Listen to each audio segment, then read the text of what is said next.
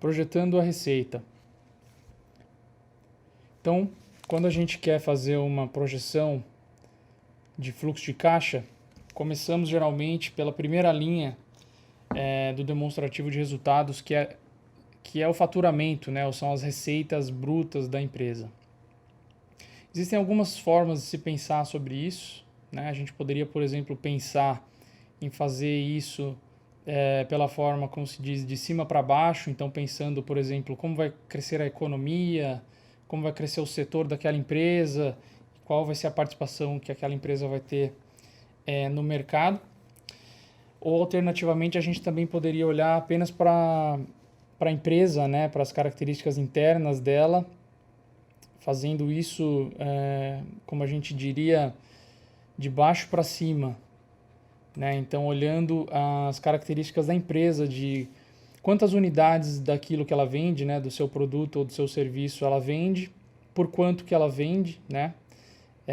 E geralmente a gente prefere usar esta segunda forma ou uma combinação da forma de baixo para cima com a forma de cima para baixo, tá? Então a gente vai abordar aqui no curso, para fins de explicação, um exemplo com a dinâmica interna, tá, de uma empresa, olhando para projetar a receita, né, a receita bruta ou faturamento.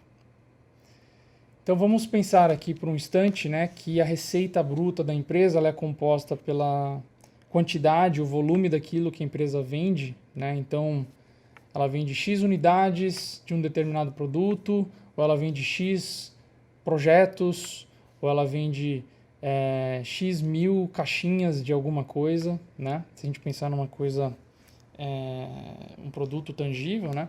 E ela vai vender isso por um ticket médio, né? Esses tickets vão estar impactados por dinâmicas de preços na economia. E o produto de um por outro, né? A quantidade, o volume, vezes o ticket médio, vai trazer para nós a receita bruta. Então, o que a gente costuma fazer é olhar para o histórico da empresa, por exemplo, olhar pelo menos um período de 3 anos histórico, né?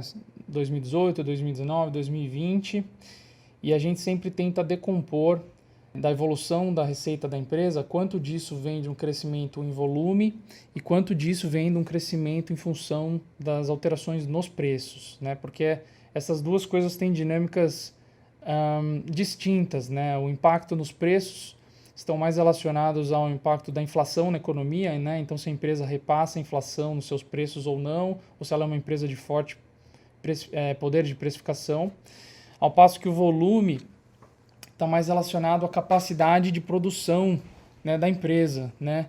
Então, isso é importante, principalmente quando a gente vai olhar para os ativos da empresa, para a gente fazer com que as projeções sejam sempre consistentes, o que é algo muito importante. Na sequência da receita bruta, a gente tem que olhar para as deduções das receitas, né? Nos demonstrativos de resultado brasileiros, geralmente a primeira linha de receita que aparece, né, por exemplo, nas empresas de capital aberto, são as receitas líquidas de vendas, né? Mas as receitas líquidas de vendas, elas são, na verdade, a receita bruta, deduzidas algumas coisas para a gente chegar na receita líquida, tá? Quais são essas coisas que são deduzidas da bruta para a gente chegar na receita líquida?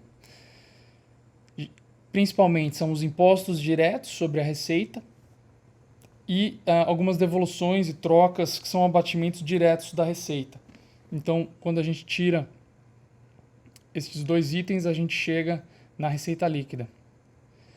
E aí é importante distinguir aqui, né, quais impostos que a gente está falando. A gente está falando de impostos de natureza direta, relacionada ao faturamento, né? Então, são alguns impostos federais, principalmente, PIS e COFINS, o IPI, no caso de algumas indústrias, né, que é o imposto de produtos industrializados, ou mesmo o imposto de importação, que é aplicável em alguns casos para empresas que têm uma parte de seus negócios na forma de importação, e, por exemplo, o ICMS, que é um imposto estadual, né? O ISS, que é o imposto sobre os serviços, que é um imposto municipal, também estaria aqui, tá? E as trocas e devoluções, elas se referem a produtos com defeito, quando o cliente não gostou do produto, devolveu, quer fazer uma troca, então geralmente isso vai entrar aqui, tá? Então, apenas esse detalhe de que a receita líquida que a gente sempre vê como a primeira ali que aparece na maior parte dos demonstrativos no Brasil e por IFRS e por US GAAP, né, que são as principais formas de se divulgar resultados de empresas globalmente, tem essa distinção. E aí a gente vai encontrar essa receita bruta geralmente nas notas explicativas do balanço da empresa. A maioria das empresas faz essa abertura nos detalhes das notas explicativas dos demonstrativos, ok? E dando sequência aqui no curso, então a gente faz um breve exercício pensando numa empresa de água de coco. Então vamos pensar aqui numa pessoa, o André, tem uma barraca de água de coco, ele quer vender cada unidade do produto por R$3, vendeu em 2020 100 cocos e ele espera que ele vai conseguir vender a cada ano 8% mais unidades de cocos.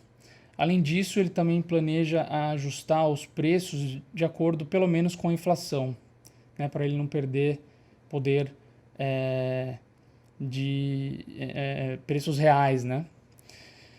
Considerando aqui, para fins do exercício, que a inflação que a gente projeta para os próximos anos é de 4% ao ano, então o exercício é para se projetar a receita bruta de cada ano da barraca de coco do André até 2024.